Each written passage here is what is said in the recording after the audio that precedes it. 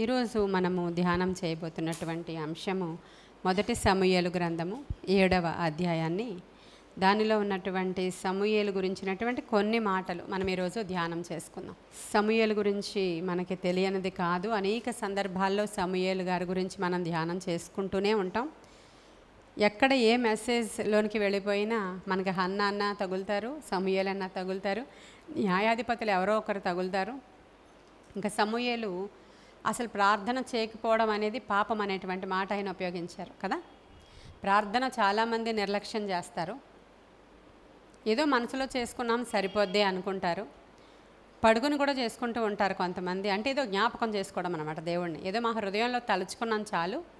క్రైస్తవులే ఇలా అనుకుంటూ ఉంటారు చాలామంది. కానీ ఇతరుల గురించి మనం ప్రార్థన చేయకపోవడం కూడా పాపం అనే విషయం అసలు ఎవరికి కూడా తెలియదు. మనం మన గురించి ప్రార్థన చేసుకోవాలి, ఇతరుల గురించి కూడా ప్రార్థన చేసుకోవాలి. అయితే మనకి ఈ సమూయేలు అనేటువంటి ఆయన ప్రార్థనలో నుంచి పుట్టినటువంటి వ్యక్తి. ఆయన ప్రార్థనలో నుంచి పుట్టాడు. ఆయన తల్లి ఎంత ప్రార్థన చేసి చేసి చేసి ఒక దినాన ఆవిడ మందిరంలోనికి వెళ్ళి కన్నీరు విడిచి ప్రార్థన చేస్తూ ఉన్నప్పుడు ఏలి మాట్లాడతాడు. ఆయన ఏలి అనే యాజకుడు వచ్చి ఆమె మత్తురాలై ఉందేమో, ఏదో మూలుగుతుంది, ఏదో ఈమె సరిగా మైండ్ సరిగా లేదేమో అనుకున్నాడు ఆయన. కానీ ఆమె చెప్పింది, నేను త్రాగిన దానను కానే కాదు, ఇదిగో నేను ఈ విధంగా ప్రార్థన చేసుకుంటున్నాను బిడ్డ కోసం అని చెప్పినప్పుడు మందిరములోనే కన్ఫర్మ్ చేశాడు ఆయన, నీవు ఖచ్చితంగా ఒక కుమారునికి జన్మనిస్తావని.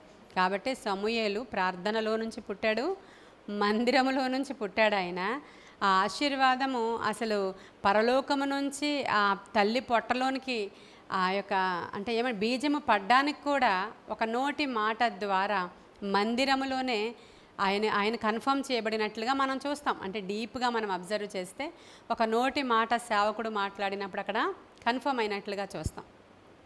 ఇలాంటి ఇన్సిడెంట్ మన మందిరంలో ఒకటి జరిగింది. ఆ రోజు ఓల్ నైట్ ప్రేయర్ జరుగుతుంది. మనం సంపూర్ణ రాత్రి ప్రార్థన జరుగుతుంది. నేను మధ్యలో మా ఇంటికి కారులో వెళ్ళడానికి, అంటే నేనే డ్రైవింగు, ఒకరిదాన్నే వెళ్ళడానికి మధ్యరాత్రి, అది 12 దాటిపోయింది. మనం 3 వరకు చేస్తాం కాబట్టి కీర్తిని తోడు తీసుకెళ్ళాను కారులో. నువ్వు రా ఒకసారి ఇంటికి వెళ్ళొద్దామని చెప్పి నేను కీర్తిని తోడు తీసుకుని వెళ్ళి, మీరు ప్రార్థన చేస్తూ ఉన్నారు ఇక్కడ.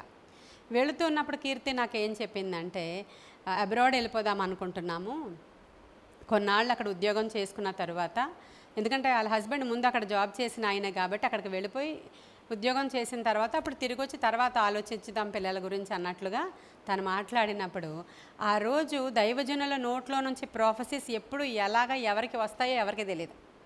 ఆ రోజు నేను తనకు ఒక ప్రొఫెటికల్ మాటలు చెప్పాను. కొన్ని మాటలు నేను ఏమన్నానంటే, మమ్మీ డాడీ వాళ్ళు ఇప్పుడు ఇంకా మంచిగా అంటే ముసలి అయిపోకుండా ఇంకా ఉన్నారు కాబట్టి ఇప్పుడు బిడ్డల్ని కానీ వాళ్ళు చూసుకుంటారు నీకు ఇక్కడ.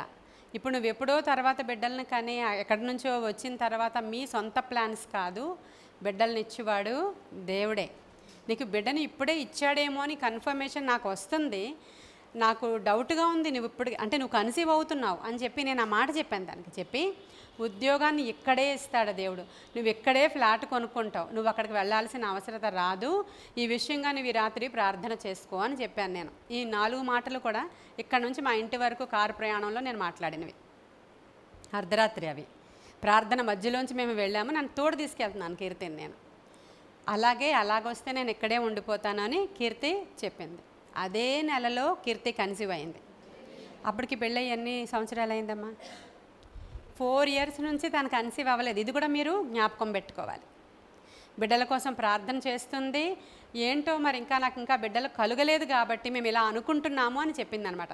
అప్పుడు నేను మాట్లాడిన ప్రవచనాత్మకమైన మాటలు అవి. నీకు దేవుడు ఇప్పుడే కన్ఫర్మ్ చేశాడని నాకు అనిపిస్తుంది అని చెప్పాను నేను. అదే నెలలో 4 సంవత్సరాలు వివాహమై అంటే పిల్లలు కలగకపోయినా అదే నెలలో ఆ మాటను దేవుడు రూఢీపరిచాడు.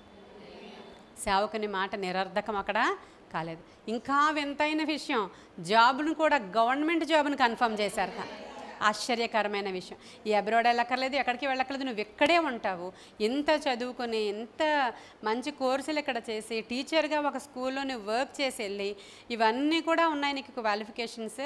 నువ్వు హయ్యర్ పోస్ట్లో ఉండాలి, నీకు ఘనత ఉండాలి, ఇక్కడే ఒక ఫ్లాట్ కొంటావు, ఇక్కడే బిడ్డనిస్తారు, ఇక్కడే నీకు ఇప్పుడు ఉద్యోగం వస్తుందని ఆ రోజు నేను మాట్లాడిన మాటలు అదే నెలలో పోనీ ఎప్పుడో కాదు నేను చెప్పేది, అదే నెలలో తనకి బిడ్డ కన్ఫర్మ్ అవ్వడం అనేది దేవుడు అద్భుతం చేశారు. ఇప్పుడు ఆవిడ బిడ్డ పేరు యదీద్య. ఇప్పుడు యదీద్య ఎక్కడ పుట్టాడు? ఓల్ నైట్ ప్రేయర్లో కన్ఫర్మ్ చేయబడ్డాడు ఆయన. అంటే ఇది ఆత్మీయ అర్థం. దీన్ని వెటకారంగా చేసుకుంటే మనం ఏమీ చేయలేము. ఇది ఆత్మీయ, అంటే బీజము పడింది, దేవుని యొక్క మాట ఆమెను అన్నాడు ఆయన. ఆ రోజు అది ఆనర్ చేశాడు ఆ మాటను దేవుడు. ఆ నెలలో కన్ఫర్మ్ అయిందంటే ఆల్రెడీ వాడు పొట్టలో ఉన్నట్లే లెక్క. అప్పుడు నేను నోట్లో నుంచి మాట్లాడాను అది. కాబట్టి మన మందిరావరణలో పిల్లలందరూ కూడా ఇలా ప్రార్థనలో నుంచి పుట్టినవారే.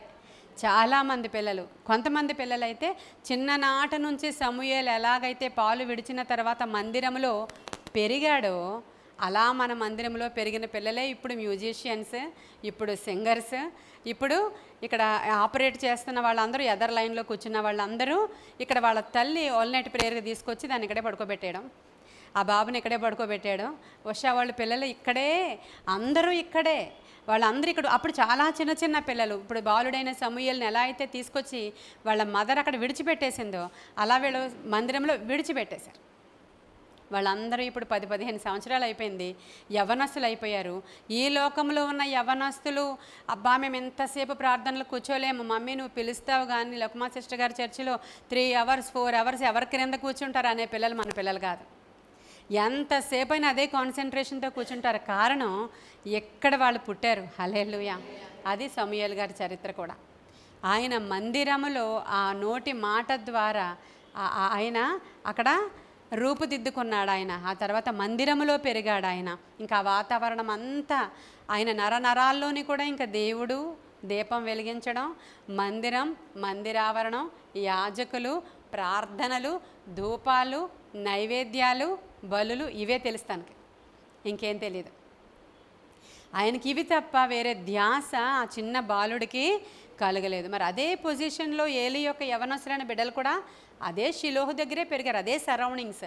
కానీ వారు నిజంగా దేవునికి విలువైన వారుగా ఎంచబడలేదు. కానీ ఇక్కడ ఈ సమూయేలు గారు మనకు ఎలా కనబడతారంటే ప్రార్థన విజయాన్ని పొందుకున్న ఒక వీరుడులాగా కనబడతాడు మనకైనా.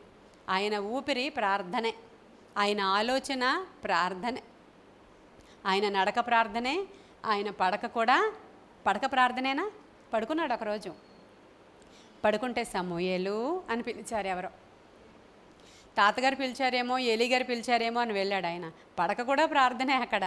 అప్పుడు 2 సార్లు వెళ్ళిన తర్వాత యాజకుడు చెప్తున్నాడు, ఈసారి నీకు పేరు పెట్టి ఎవరు పిలుస్తారో అప్పుడు ఖచ్చితంగా తండ్రి నేను ఆలకిస్తున్నాను చెప్పు అనే పదం నువ్వు పలకాలి అని చెప్పినప్పుడు ప్రార్థన స్టార్ట్ అయిపోయింది సమూయేలు గారికి. హల్లెలూయా. నేను ఆలకిస్తున్నాను అయ్యా, నువ్వు నాతో మాట్లాడడమే ప్రార్థన. ఇప్పుడు మనం ఇక్కడ ఎందుకు అందరం కూర్చున్నాం? ప్రభువా మేము కొన్ని విషయాలు మీతో మాట్లాడాలి, మీరు మాతో మాట్లాడాలి, అందుకనే ఇక్కడ కూర్చున్నామయ్యా. సంఘ ప్రార్థన ఇక్కడ ఈ సమూయేలుకి అలాగే ఆయన ప్రార్థన అక్కడ స్టార్ట్ అయిపోయింది. అప్పటి నుంచే దేవునితో ఆయన మాట్లాడడం ఆయన స్టార్ట్ అయిపోయింది. ఇక్కడ ఈఎం యాండ్రోస్ అనేటువంటి ఒక దైవజనుడు ప్రార్థన గురించి మాట్లాడిన కొన్ని మాటలు చదువుతాను నేను. ఈఎం యాండ్రోస్ ఆయన పేరు. ఆయన ఏమంటాడంటే, ప్రార్థన ద్వితీయ స్థానానికి త్రోసివేయబడితే లేదా అది ఆచారంగా మలచబడితే అది తన శక్తిని కోల్పోతుంది. తర్వాత ఇంకా చెప్పాడు, ఈ మాటను ముందు వివరించుకుందాం. ఆయన ఏమంటున్నాడంటే, ప్రార్థన అంటే ద్వితీయ స్థానానికి త్రోసివేయబడితే లేదంటే ఆచార ప్రకారమైనటువంటి ప్రార్థనగా అది అంచబడితే అది శక్తిని కోల్పోయిన ప్రార్థన. అంటే ఏంటి? ఫస్ట్ ప్రిఫరెన్స్ ప్రేయర్కి ఇవ్వాలి మనం. మొదటి స్థానము ప్రార్థన. పొద్దున్న లెగిసిన తర్వాత, నీ పని అయిపోయిన తర్వాత, నువ్వు అన్నీ చేసేసుకున్న తర్వాత, నీ స్నానం అయిపోయిన తర్వాత, వంట అయిపోయిన తర్వాత, పనులు కూడా అయిపోయిన తర్వాత ఓపుకుంటే కూర్చొని ప్రార్థన చేసుకోవడం అనేది చాలామంది స్త్రీలు చేస్తూ ఉంటారు. తెల్లవారి లేవడానికి మాకు టైం సరిపోదు, ఎందుకంటే క్యారేజీలు పెట్టాలండి, మేము డ్యూటీకి వెళ్ళాలండి, నేను ఉదయాన్నే ఇవి చెయ్యాలి కాబట్టి డైరెక్ట్గా బెడ్రూమ్ టు కిచెన్ అండి అని చెప్తూ ఉంటారు చాలామంది. నీకు అలాంటి ఒకవేళ టైం టేబుల్ అయితే, నువ్వు క్యారేజీలు పెట్టాల్సిన దానివి అయితే ఏం చేయాలా? 1 గంట ముందు లేవాలి. ఎందుకంటే నీవు ప్రార్థనకి ప్రథమ స్థానము ఇచ్చిన దానివైతే అట్లీస్ట్ అరగంట ముందన్నా లేచి మోకరించి ప్రార్థన చేసుకున్న తరువాతనే నువ్వు నీ పనిలోనికి వెళ్ళడం.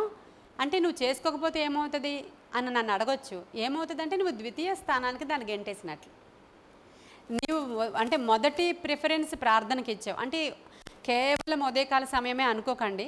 అది ఉదయమైనా కానివ్వండి, మధ్యాహ్నం అయినా కానివ్వండి, రాత్రి అయినా కానివ్వండి, మనం ప్రార్థనకి ఇప్పుడు ఇక్కడ ప్రార్థనకి ఇంపార్టెన్స్ ఇచ్చిన వాళ్ళందరూ ఈ శుక్రవారం ఇక్కడ ఉన్నారు. మిగతా వాళ్ళు ఏమనుకుంటారు, మేము ఇంటి దగ్గర ఈ శుక్రవారం గడుపుతాం, వర్షం వస్తుంది కాబట్టి రాలేకపోయాం, దూరం కాబట్టి రాలేకపోయాం, లేదంటే ఇంకో పని ఉంది కాబట్టి రాలేకపోయాం, ఉద్యోగం ఉంది కాబట్టి రాలేకపోయాం, మాకు ఉద్యోగం ముందు మెయిన్ కాబట్టి అటు వెళ్ళాలి, ఇలా సెకండ్ ప్రిఫరెన్స్ అనమాట వాళ్ళకి. అవునా?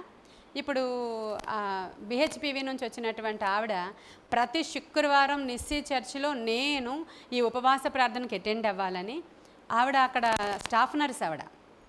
కానీ ఆవిడ ఏం చేస్తున్నారు, నా ప్రిఫరెన్స్ ప్రేయర్. ఎందుకంటే నాకు అంత అత్యవసరత ఉంది ఈరోజు.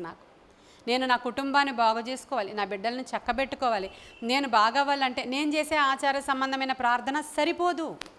ప్రతిష్ఠించబడిన ప్రార్థనా వీరులు ఉన్న స్థలానికి నేను వెళ్ళి ప్రతిష్ఠించబడిన స్థలంలో నేను ప్రార్థన చేసుకోవాలని ఒక కమిట్మెంట్ చేసుకున్నారంట. ఇక్కడికి వచ్చిన తర్వాత ఎక్కడి నుంచి వస్తున్నారు ఆవిడ? మీ ఇల్లు కూడా అక్కడేనా అండి? కుర్మవాణిపాలెంలోనా? నాతియపాలెం అంట ఆవిడ ఇల్లు. నాతియపాలెంలో ఆవిడ హౌస్ అయ్యి ఉండి, ఆవిడ ఎంప్లాయ్ అయ్యి ఉండి, ఆవిడ షిఫ్ట్లు ఉంటాయి, ఏబీసీ షిఫ్ట్స్, అవి కూడా మార్చుకొని అవ్వకపోతే సెలవు పెట్టేసుకొని ఎవ్రీ ఫ్రైడే నిస్సీకి నేను రావాలి, ఫస్ట్ ప్రిఫరెన్స్ ప్రేయర్. హల్లెలూయా! దేవుడు అక్కడ అద్భుతం చేస్తాడంటారా? హల్లెలూయా! ఈరోజు అది జరిగిపోయింది అంతే.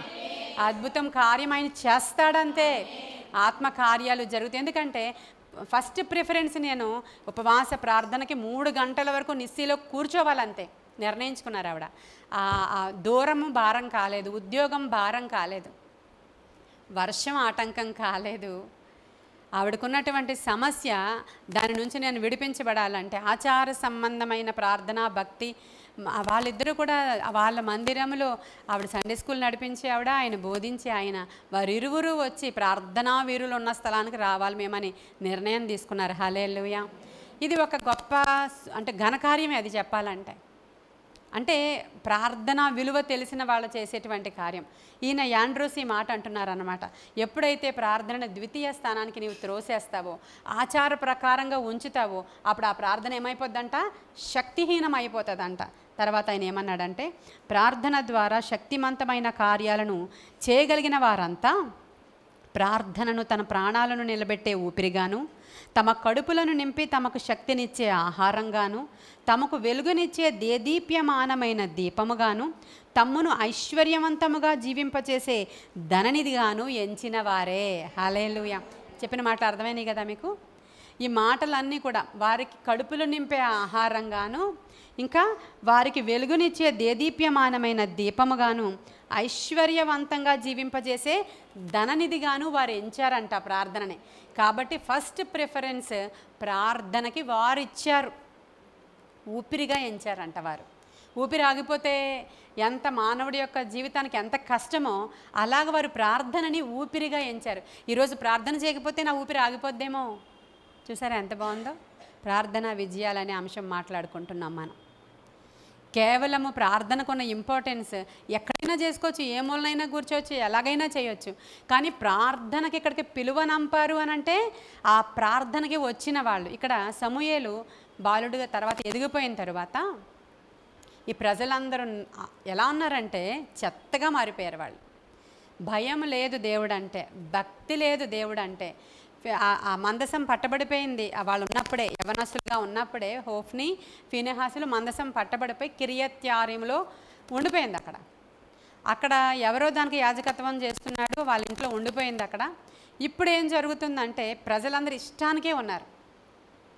ఎవరికి ఏ బొమ్మ నచ్చితే ఆ బొమ్మను పూజించుకుంటున్నారు. అష్టారోతు దగ్గరికి కొంతమంది వెళ్ళిపోయారు, ఇంకొక దాని దగ్గరికి ఇంకో కొంతమంది వెళ్ళిపోయారు.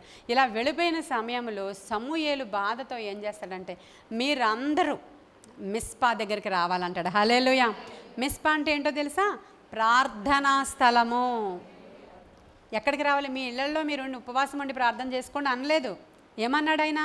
మీరందరూ మిస్పా స్థలానికి రావాలి, మిమ్మల్ని మీరు పరిశుద్ధపరచుకోవాలి, మీరు మిస్పా స్థలానికి రావాలి. ఎక్కడ చెప్పాడు? 7వ అధ్యాయంలో చూడండి మీరు అక్కడ 7వ అధ్యాయము 5వ వచనం చూడండి. అంతటా సమూయేలు ఇజ్రాయేలీలందరినీ మిస్పాకు పిలువనంపుడి, నేను మీ పక్షమున యెహోవాను ప్రార్థన చేతునని చెప్పగా వారు మిస్పాలో కూడుకొని నీళ్లు చేది యెహోవా సన్నిధిని కృమ్మరించి ఆ దినము ఉపవాసం ఉండి యెహోవా దృష్టికి మేము పాపాత్ములమని ఒప్పుకొనిరి. మిస్పాలో సమూయేలు ఇజ్రాయేలీలకు న్యాయము తీర్చుచూ వచ్చెను. హల్లెలూయా. మిస్పా అనేది ఇజ్రాయేలీల ప్రార్థనా స్థలం. అది ఖచ్చితంగా. మిస్పా అనేది కూడా ఒక వర్తమానం చెప్పాను, యూట్యూబ్లో ఉంటుంది మన దగ్గర. అక్కడ గిద్యోను కూడా మిస్పా దగ్గరికి వెళతాడు. వీళ్ళందరూ కూడా ప్రార్థనలు చేసుకునేటప్పుడు మిస్పా దగ్గరికి వెళ్ళి దేవునికి మ్రొక్కుబళ్ళు చేసుకుంటారు. యొఫ్తా అనేటువంటి వీరుడు కూడా కన్ఫర్మేషన్ కోసం మిస్పా వెళ్ళి ప్రార్థన చేసుకొని అప్పుడు ఇజ్రాయేలీలు పెద్దలకు చెప్తాడు, సరే మీ తరఫున నేను యుద్ధానికి వెళతాను అని చెప్పడానికి ముందు ఎక్కడికి వెళ్ళాడంట? మిస్పాకి వెళ్ళాడు. హల్లెలూయా. మిస్పాకి వెళ్ళాడంట. అంటే అది ప్రార్థనా స్థలము అని ఇప్పుడు చెప్పబడుతుంది. ఇప్పుడు సమూయేలు ఏం చేస్తున్నాడంటే, మీరు ఇష్టం వచ్చినట్లు ఉన్నారని ఎక్కడ తెలుస్తుంది? 7వ అధ్యాయంలోనే స్టార్టింగ్లోనే ఉంటుంది చూడండి. ఇక్కడ 3వ వచనం నుంచి చదువుతాను. సమూయేలు ఇజ్రాయేల్ అందరితో ఇట్లా, నేను మీ పూర్ణ హృదయముతో యెహోవా యొద్దకు మీరు మళ్ళుకొనిన ఎడల అన్య దేవతలను అష్టారోతు దేవతలను మీ మధ్య నుండి తీసివేసి పట్టుదల కలిగి యెహోవా తట్టు మీ హృదయములను త్రిప్పి ఆయనను సేవించుడి, అప్పుడు ఆయన ఫిలిష్తీయుల చేతిలో నుండి మిమ్మను విడిపించును. హల్లెలూయా. అంతటా ఇజ్రాయేలీలు బయలు దేవతలను అష్తారోతు దేవతలను తీసివేసి యెహోవాను మాత్రమే సేవించిరి. అప్పుడు సమూయేలు ఇలా చెప్తున్నాడు, మీరు నా దగ్గరికి వస్తే నేను మీకోసం ప్రార్థన చేస్తాను. మీరు ప్రార్థన కోసం ఇక్కడికి వచ్చేటప్పుడు మీరు ఏం చేయాలి? మీ జీవితాలలో ఏలుబడి చేస్తున్నటువంటి ఆ భక్తిహీనతను తీసేయాలి. ఆ సో అండ్ సో పేర్లు చదివానే వాళ్ళ యొక్క విగ్రహాలను మీరు తీసివేయాలి. ఆ చెత్త చెదారాన్ని మీరు కాల్చివేసి మీరు పట్టుదల కలిగి, మన ప్రార్థనలు ఎలా ఉండాలి? పట్టుదల కలిగిన ప్రార్థనలు చేయాలి. మీరు పట్టుదల కలిగి యెహోవా సన్నిధికి మీరు రావాలి. ఇక్కడికి రావాలని నిర్ణయించుకుంటారు చాలామంది, పట్టుదల ఉండదు. ఏం పట్టుదల ఉండదు. ఈ చిన్న విషయానికి మానేయడమే పెద్ద విషయానికి కూడా. నిజమేనా అని చెప్తున్నాను నేను? నిజమేనా? పట్టుదల కలిగి ఇవన్నీ విడిచిపెట్టి కానీ మీరు వస్తేనే నేను మీకోసం ప్రార్థన చేస్తాను. నేను మీకోసం ప్రార్థన చేస్తే ఏమవుతుందో తెలుసా? ఫిలిష్తీయులు ఎవరైతే మిమ్మల్ని చెర పట్టుకోవడానికి ప్రయత్నం చేస్తున్నారో వాళ్ళు పారిపోతారు. మన మీద ఏవైతే ఏలుబడి చేస్తున్నాయో మన కుటుంబంలో, మనం మంచివారం అయ్యున్నామో చెడ్డవారం అయ్యున్నామో మనకే తెలియాలి. అది రకరకాల చెడు క్రియల ద్వారా, దోషాల ద్వారా ఏడవబడుతూ రకరకాల కీడుల్ని మన జీవితంలోనికి అలౌ చేసుకున్నాం. అనేక సందర్భాల్లో రకరకాల కీడులు మన జీవితంలోనికి రావడానికి పరోక్షంగా మనం కూడా ఒక కారణమే.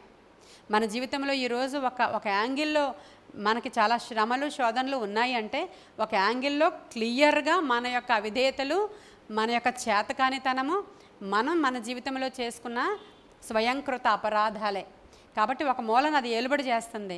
వాటి నుంచి మీరు విడిపించబడాలంటే పట్టుదల కలిగిన వారే మిస్పా స్థలానికి వచ్చి నీళ్లు చేది యెహోవా సన్నిధిని వాళ్ళు ఏం చేశారంట?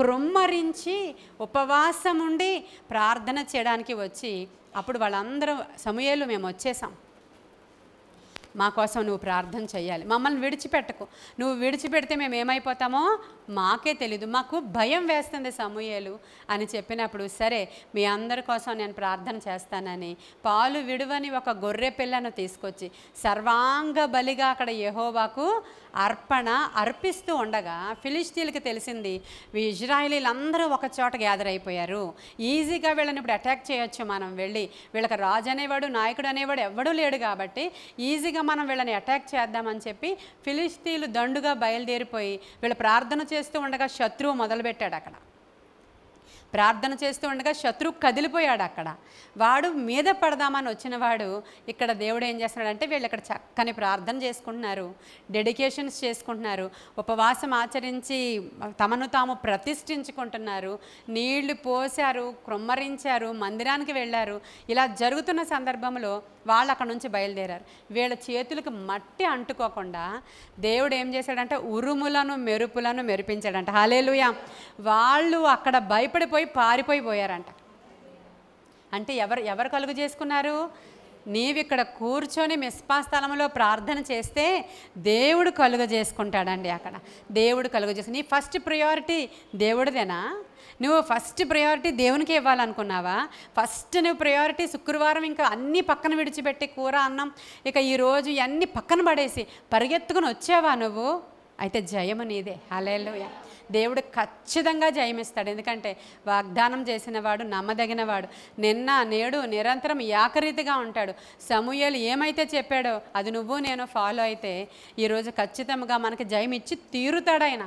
సేవకుని మాట స్థిరపరిచే దేవుడు. ఎన్ని జరిగాము ఎన్ని చూసామో మన మందిరంలో పక్కన వాళ్ళ సాక్ష్యం ఈ రోజు వరకు కీర్తి సాక్ష్యం మీకు తెలియదు. ఆ రోజు ఏం చేసిందంటే ఈ వాగ్దానం వచ్చిన తర్వాత నేను ఈ రాత్రి ఇంటికి వెళ్ళిపోకుండా నేను ఈ రాత్రి అంతా మందిరంలో పడుకుంటానని పడుకుంది తను. హల్లెలూయా. మందిరంలో ఓల్ నైట్ ప్రేయర్ రోజు నైట్ అంతా ఇక్కడే, అంటే 3 గంటలకు మనకు అయిపోతుంది. దగ్గరగా ఉన్న వాళ్ళం వెళ్ళిపోతాము. తను వెళ్ళిపోగలదు, తన బండి ఉంది, అన్నీ ఉన్నాయి ఫెసిలిటీ. తను నేను ఇక్కడే పడుకుంటాను ఈ రాత్రి అని కన్ఫర్మ్ చేసుకుంది తన యొక్క ఆ 2 మాటల్ని. నిజంగా ఆశ్చర్యం. గవర్నమెంట్ జాబ్ ఊరికి పిలిచి ఇచ్చేస్తారా అండి? నువ్వు అబ్రాడ్ వెళ్ళొద్దు, ఆ జాబ్ కోసం వెళ్ళొద్దు. అక్కడ కూడా లెక్చరర్ జాబ్ కోసమే కదా కిట్టు. ఇంటర్వ్యూకి కూడా అటెండ్ అయ్యి 1 lakh ఎంతో కట్టారు అక్కడ. అక్కడికి వెళ్ళడానికి 1 lakh కట్టావా? నన్ను అడగకుండా ఎందుకు కట్టావా అని కూడా చెప్పాను నేను. ఎందుకు 1 lakh కట్టావు నువ్వు? దేవుడు ఇక్కడ ఇస్తాడు, కన్ఫర్మ్ చేస్తాడు, నీకు ఇక్కడే తల లేవనెత్తుతాడు అంటే అసలు ఎంత అద్భుతంగా చేశాడు. అంటే అందరికీ నేను ఇలా పిలిచేని చెప్పను. ఒక్కొక్కసారి దేవుడు మాట్లాడిస్తే ఆ మాట అలా ఉంటుంది అంతే. ఆ రోజు ఇక్కడ ఏలి కూడా అలాగే మాట్లాడాడు ఆ రోజు.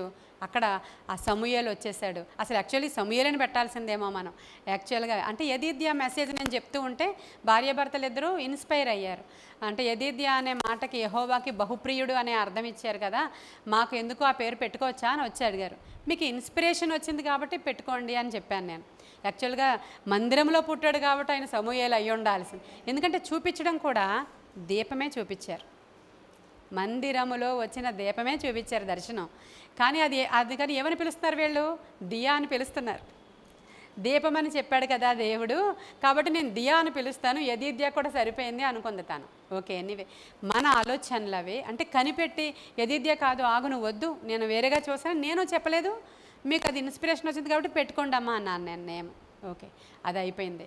ఇప్పుడు ఈరోజు మనం ప్రార్థన గురించి ఆలోచన చేస్తున్నాం. ఇప్పుడు ఈఎం యాండ్రూస్ చెప్పినట్లు ఈ ప్రార్థన అనేది ఈ రోజు నుంచి ద్వితీయ స్థానానికి పంపించకండి మీరు ఎవరు కూడా, వినుచున్న వారందరూ కూడా.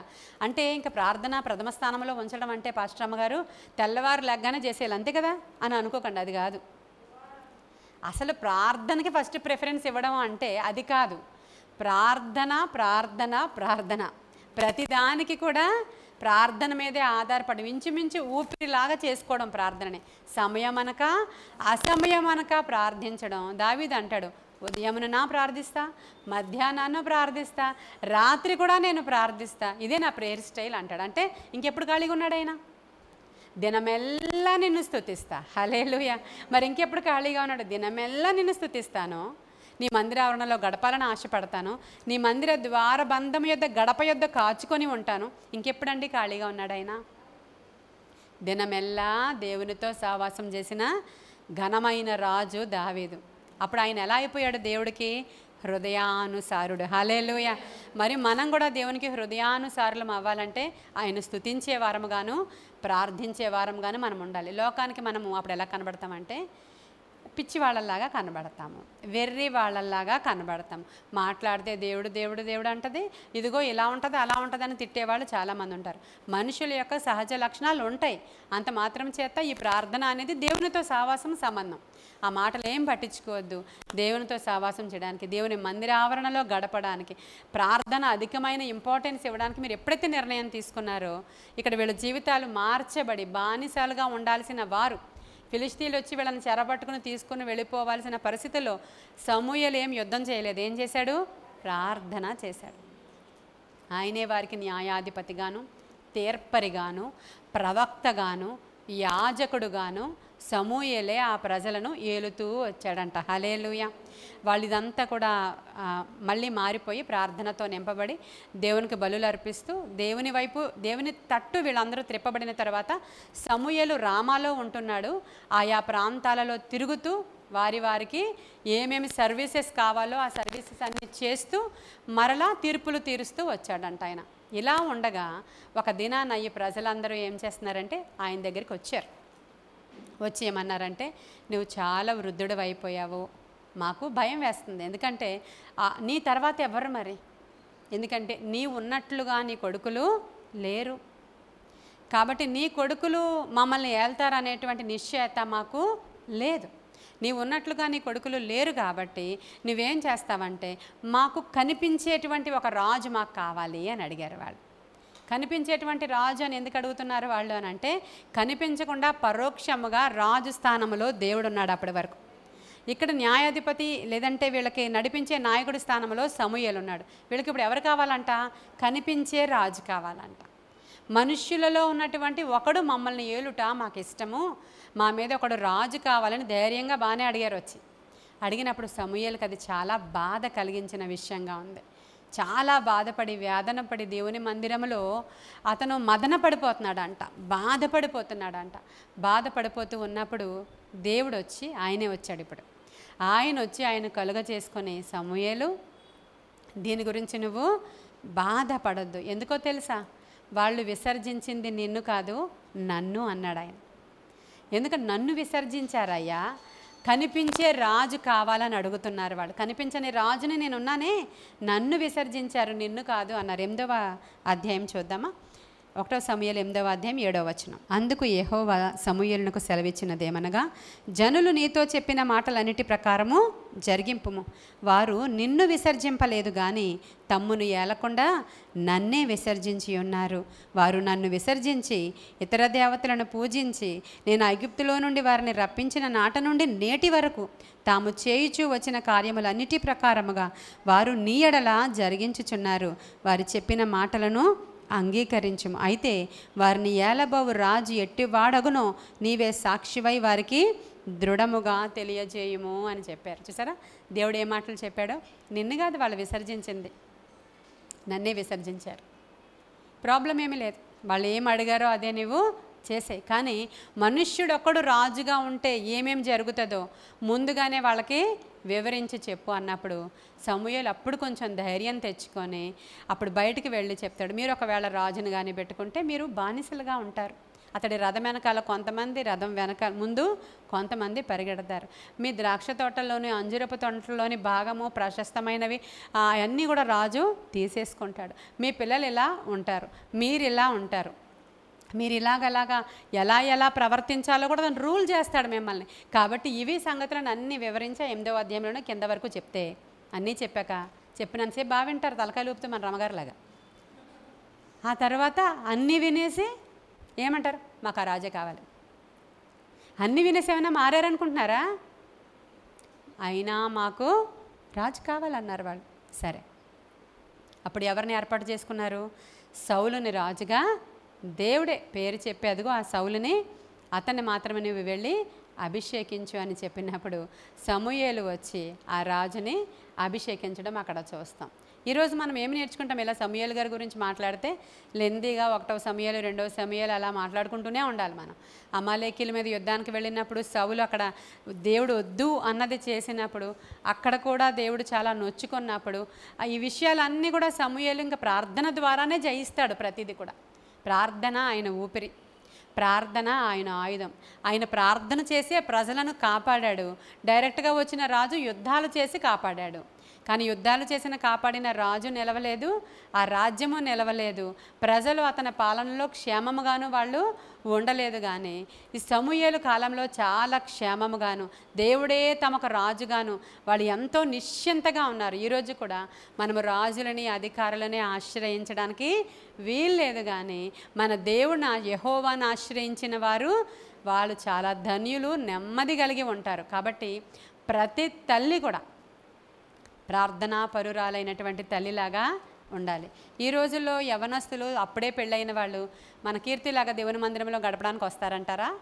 అమ్మో మేము తిరగొద్దా, అమ్మో నైట్ అంతా ప్రేయర్ ఆయన ఒప్పుకోడు, అమ్మో మేము రాము. ఎందుకంటే వాళ్ళు ఏమంటారంటే కొంచెం వయసు అయిపోయాక దేవుని మందిరంలో గడుపుతారు వాళ్ళు.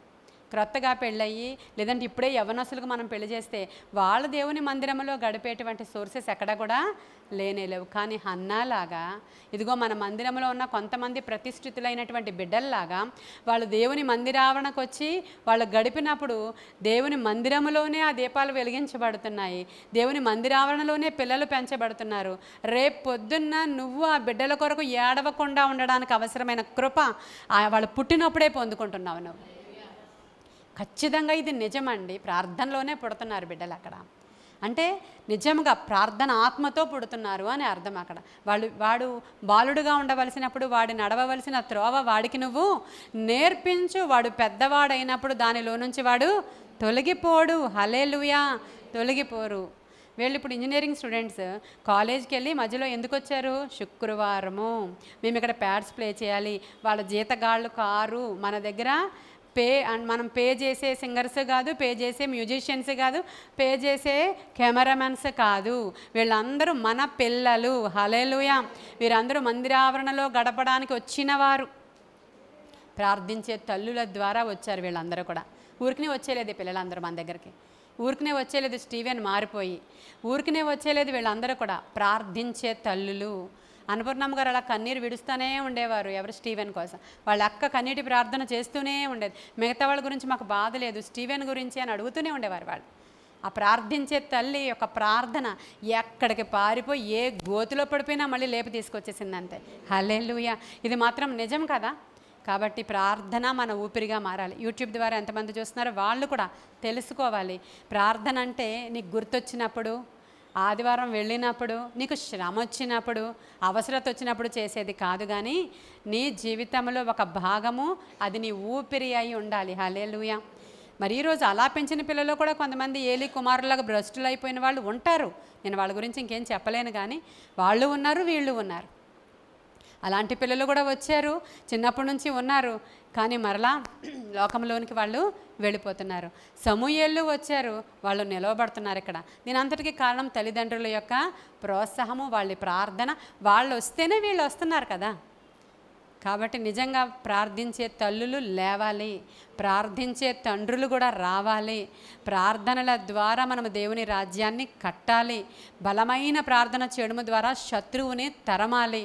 ఒక డెడికేషన్, వీళ్ళు మొక్కుకొని ఉపవాసం ఉండి ప్రభువు తట్టు ఎప్పుడైతే తిరిగారో వాళ్ళు ఆ శత్రువు నుంచి తప్పించబడ్డారు. ఎలాగనో ఈ లోకము అపవాది లేదంటే లోకాధికారి అనినవాడు ఎలా అయితే కుటుంబాలను అణగద్రొక్కాలని చూస్తున్నాడో, వాడి ఎత్తుగడలన్నీ చిత్తైపోవాలంటే ప్రార్థనే మన ఆయుధం. హల్లెలూయా. కాబట్టి ప్రార్థించే తల్లులుగా ఉందాం, ప్రార్థించే వారముగా ఉందాం, ప్రార్థించే కుటుంబాలుగా మన కుటుంబాలను తయారు చేసుకోవడానికి అవసరమైన కృప దేవుడు మనకి ఇవ్వాలని కొన్ని మాటలు దేవుడు మన వినికిడిలో దీవించునుగాక. ఆమేన్, ఆమేన్. ప్రార్థన చేసుకుందాం. మహాపరిశుద్ధుడైన తండ్రి, మహోన్నతుడైన దేవా, నీకే వందనాలు. నిత్య నివాసి నీకు వందనాలయ్యా. మీరు మాట్లాడితే మేము బ్రతుకుతాం ప్రభువా. మీ మాటల్లో నిజమైన జీవం ఉంది. అది మా జీవితాలలో ఎండిపోయిన ప్రతి ఏరియాని టచ్ చేస్తుంది ప్రభువా, ప్రతి ఏరియాని బ్రతికిస్తుంది ప్రభువా. ప్రార్థన మా ఊపిరిగాను, దేవుని మందిరమే మా యొక్క అయా నా తండ్రి నివాస స్థలముగాను చేసుకున్న వారు ఎవ్వరూ ఎప్పుడు పాడైపోలేదు ప్రభువా. దేవుని మందిరాన్ని ప్రేమించిన వారిని నీవు ఆస్తికర్తలుగా చేసావు ప్రభువా. దేవుని మందిరాన్ని ప్రేమించిన వారిని ఆశీర్వదించావు ప్రభువా. దేవుని మందిరము కొరకు వాడబడిన వారిని ఉన్నతమైన స్థితిలో నిలవబెట్టావు ప్రభువా. ఇదిగో సమూయేలు 2 కుమారులను కూడా నీవు విడిచిపెట్టలేదు, కానీ 8వ అధ్యాయం 1వ వచనంలో రాయబడి ఉంది, వారిని కూడా నీవు న్యాయాధిపతులుగానే చేసావు ప్రభువా. అద్భుతమైన కార్యాలు జరిగించే మహా గొప్ప దేవుడు మాతో ఉన్నాడు ప్రభా. ఆశ్చర్య కార్యాలు జరిగించేవాడు మాలో ఉన్నాడు ప్రభా. ఈ దినాన ఆయన మరొకమారు ప్రార్థన ఆధిక్యతను గురించి మాట్లాడిన విధానం కొరకు వందనాలు. అనేకులను ప్రార్థనాపరులుగా తయారు చేయండి. మందిరాలలో కనిపెట్టుకుని ఉండే యోధులుగా తయారు చేయండి. మందిరాన్ని ప్రేమించేవారిగా తయారు చేయండి. ఆత్మశక్తితో నింపండి ప్రభువా. నీ కృపగల హస్తానికి మమ్మల్ని మేము అప్పగించుకుంటూ నజరేయుడైన యేసయ్య నామములో ఈ ప్రార్థన మీ సన్నిధికి చేర్చుకోమని, నేను ఇంకా జరగబోయే మా విజ్ఞాపన ప్రార్థనలన్నిటిలో మీరుండి నడిపించమని యేసయ్య శ్రేష్ఠ నామంలో అడుగుచున్నాము తండ్రి. Amen, amen, amen. God bless you.